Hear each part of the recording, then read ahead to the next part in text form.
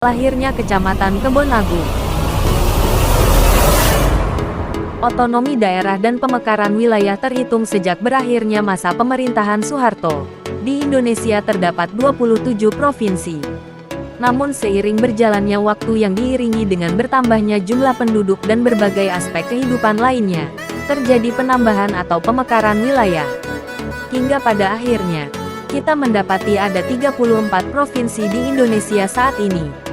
Penambahan 7 provinsi itu yakni Maluku Utara, Provinsi Papua, Provinsi Bangka Belitung, Provinsi Banten, Provinsi Gorontalo, Provinsi Kepulauan Riau dan Provinsi Kalimantan Utara. Pemekaran wilayah dalam lingkup provinsi semacam ini pada akhirnya turut pula berpengaruh terhadap wilayah administratif di lingkup bawahnya.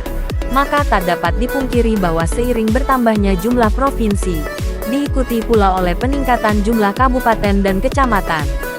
Terjadinya pemekaran biasanya menyertakan beberapa hal utama yang menjadi landasan dasar, dimulai dari jumlah penduduk yang seringkali meningkat hingga luasan wilayah yang perlu dipisah dengan tujuan meningkatkan daya guna dan hasil penyelenggaraan maupun pelayan publik dari pemerintah.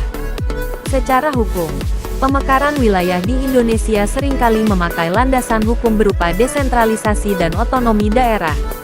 Aturan semacam ini memungkinkan tiap daerah untuk mengatur urusan pemerintahan dan kepentingan masyarakat setempat, termasuk mengambil kebijakan pemekaran wilayah. Pasca runtuhnya Orde Baru, bentuk wewenang otonomi tersebut semakin nyata dengan terbitnya Undang-Undang Nomor 22 Tahun 1999 yang mengatur tentang pemerintahan daerah, di mana undang-undang ini menekankan pelaksanaan otonomi daerah sebagai bentuk pelimpahan kewenangan daerah dalam mengatur dan mengurus kepentingan masyarakat melalui prakarsanya sendiri. Dengan semangat otonomi daerah yang diatur dalam Undang-Undang Nomor 22 Tahun 1999, kemudian lahirlah Kecamatan Kebonagung yang merupakan wilayah yang dimekarkan dari Kecamatan Dempet di Kabupaten Demak. Semula status Kecamatan Kebonagung adalah sebagai Kecamatan Pembantu Kebonagung dari Kecamatan Dempet, melalui Keputusan Bupati Demak Nomor 580 Tahun 1999. Namun keputusan ini kemudian ditindaklanjuti dengan Perda Kabupaten Demak Nomor 18 Tahun 2000. Sebagaimana yang tercantum dalam Pasal 3 Perda Nomor 18 Tahun 2000. Kecamatan Kebonagung mencakup wilayah seluas 4.199,400 hektoar dengan batas-batas sebagai berikut: Utara, Kecamatan Dempet; Timur, Kecamatan Godong; Selatan, Kecamatan Gubuk; Barat, Kecamatan Wonosalam. Sedangkan jumlah desa dari Kecamatan Kebonagung terdiri dari 14 desa yang diambil dari 30 desa yang semula terdapat dalam lingkup wilayah Kecamatan Dempet.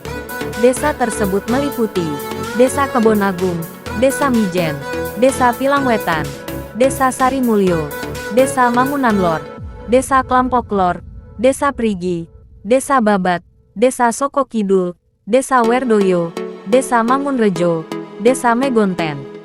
Untuk jumlah penduduk, sebagai kecamatan baru, Kecamatan Kebonagung termasuk memiliki jumlah penduduk yang lumayan banyak.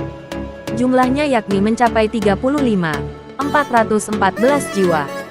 Sedangkan untuk Kabupaten Demak sendiri pada tahun 2000 penduduknya berjumlah sebanyak 980.918 jiwa. Dengan demikian secara presentase, jumlah penduduk di Kecamatan Kebonagung telah mewakili 3,6% dari jumlah penduduk di Kabupaten Demak. Pembentukan Kecamatan Kebonagung juga mengacu terhadap Keputusan Menteri Dalam Negeri Nomor 4 Tahun 2000 tentang pedoman pembentukan kecamatan. Asal-usul nama Kebonagung. Menurut penuturan lisan yang berkembang di dalam masyarakat, ada banyak versi tentang asal-usul nama Kebonagung. Secara ekologis, masyarakat percaya bahwa nama Kebonagung berasal dari kata kebon, yang merupakan daerah perkebunan. Dan ketika kala musim penghujan datang selalu saja banjir atau dalam bahasa Jawanya Banyune Agung, sehingga disebut dengan Agung. Akan tetapi, dalam versi lain, nama Kebon Agung muncul pasca kemerdekaan Indonesia 1945, pada pemerintahan baru Republik Indonesia. Karena pada masa sebelum kemerdekaan, duku-duku yang sekarang menjadi padukuhan di bawah Desa Kebonagung, merupakan sebuah kelurahan tersendiri yang dipimpin oleh demangnya masing-masing. Padukuhan tersebut meliputi Mintreng, Wareng, Delok, dan Sekar Petak. Kemudian setelah kemerdekaan, keempat dukuh tersebut disatukan dalam satu kelurahan, yaitu Kelurahan Kebonagung. Menurut penuturan sesepuh desa Kebonagung, nama Kebonagung diambil atas peristiwa pertempuran pejuang Indonesia dalam melawan kolonialisme Belanda. Dan Kebonagung inilah yang kemudian juga menjadi pemakaman para pejuang yang gugur dalam pertempuran melawan kolonialisme Belanda tersebut. Hingga pada akhirnya daerah tersebut kemudian dinamakan Kebon Agung. Kebon Agung, yang berarti menjadi kebon adalah daerah yang luas area perkebunan, dan agung adalah tempat perjuangan sekaligus pemakaman para pejuang yang gugur sebagai syuhada dalam memperjuangkan kemerdekaan Indonesia. Arti Kebon Agung sebagai tempat pemakaman ini, sesuai dengan syair Turi Putih ciptaan Sunan Kalijaga. Bunyi syair tersebut, sebagai berikut, Turi Putih. Turi Putih. Ditandur ing Kebon Agung, ana celaret tibo nyemplung, gumlundung kembange opo. Turi dalam syair tersebut berarti tak aturi, saya beritahu. Putih itu simbolisme dari kain kafan pocongan yang dipakai untuk membungkus orang mati sebelum dimakamkan. Jadi makna lengkap Turi Putih itu adalah saya beritahu bahwa kelak manusia pada akhirnya akan mati. Sedangkan arti kata ditandur ing Kebon Agung mempunyai arti bahwa setelah mati akan dikuburkan di sebuah makam. Dan cumleret tiba nyemplung mempunyai gambaran akan malaikat yang datang, nyemplung ke makam untuk menanyakan pertanyaan kubur.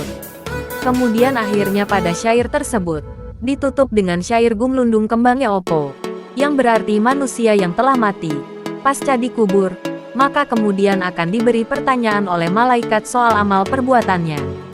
Sehingga sangat relevan sekali jika nama Kebon Agung pada dasarnya adalah daerah pertempuran serta tempat pemakaman para pejuang kemerdekaan. Sesuai dengan syair Sunan Kalijaga, bahwa Kebon Agung nama lain dari pemakaman. Cerita lain yang beredar dalam masyarakat Kebon Agung, selain namanya yang penuh filosofi, ada makam keramat yang berada di depan kantor kecamatan. Menurut penuturan dari warga, makam tersebut sudah ada sejak dahulu.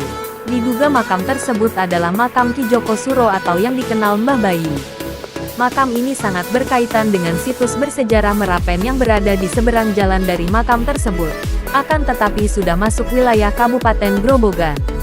Karena menurut cerita yang beredar, Mbah Bayi adalah salah satu anak dari Ki Supo, yang merupakan seorang empu yang membuatkan senjata untuk kerajaan Demak. Ia membuat keris-keris tersebut di api abadi Merapen, yang merupakan salah satu peninggalan Sunan Kalijaga.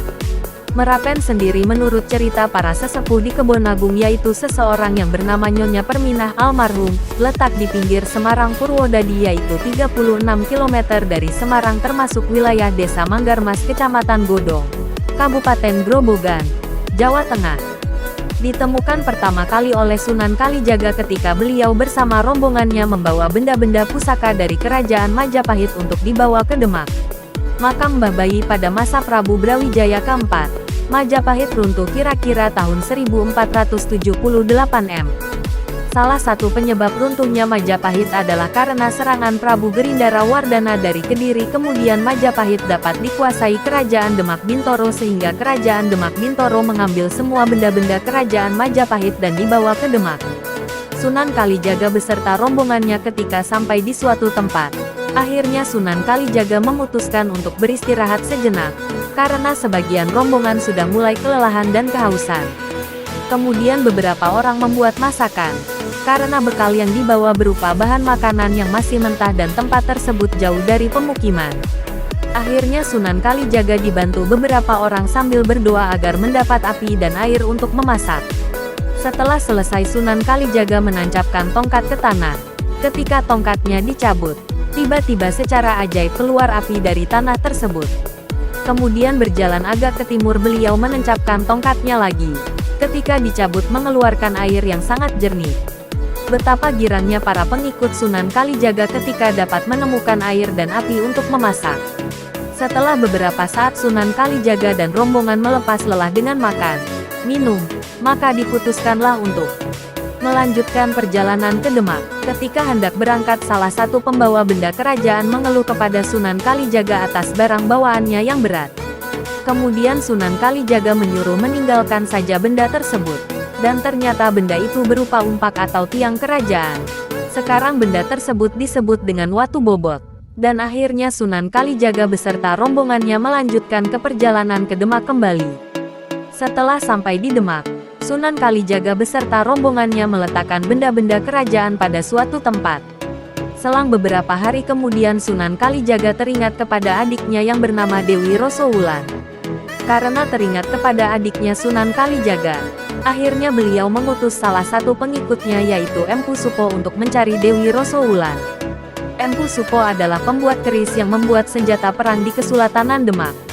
Setelah mendapatkan mandat tersebut, maka berangkatlah Empu Supo pergi untuk mencari Dewi Rosowulan. Akan tetapi anehnya Dewi Rosowulan sulit dipegang karena wujudnya menyerupai seekor kijang. Karena sudah sekian lama menjalani topo ingidang yaitu bertapa tanpa busana, akhirnya Empu Supo kembali ke Demak dengan tangan hampa. Lalu beliau menghadap Sunan Kalijaga dan menceritakan kejadian tersebut. Lalu Sunan Kalijaga memberinya selembar selendang cinde, karena hanya dengan selendang itulah adiknya dapat dibawa ke Demak. Karena keberhasilan Empu Supo, maka Empu Supo dinikahkan dengan Rosowulan.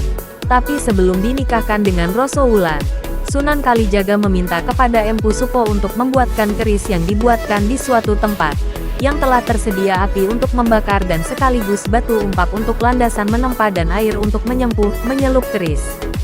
Di tempat ini Empu Supo membuat keris yang diberi nama keris Kiai Songlat atau Kiai Selamat. Uniknya keris ini dibuat tidak menggunakan alat pemukul palu, tapi ditekan-tekan dengan jarinya karena keris yang dibuat Empu Supo dianggap sangat ampuh. Maka beliau diberi tugas oleh Sultan Demak untuk membuat pusaka kerajaan. Dan Merapen dijadikan tempat pembuatan senjata kerajaan. Pada waktu Sultan Trenggono memerintahkan Kesultanan Demak, Merapen sangatlah mendapat perhatian karena sebagai tempat pembuatan pusaka kesultanan. Peninggalan Sunan Kalijaga tersebut sekaligus diberikan Merapen sebagai tanah pendidikan kepada Ki Demang Singodirono yang kemudian perawatan Merapen dilanjutkan keturunannya sampai sekarang.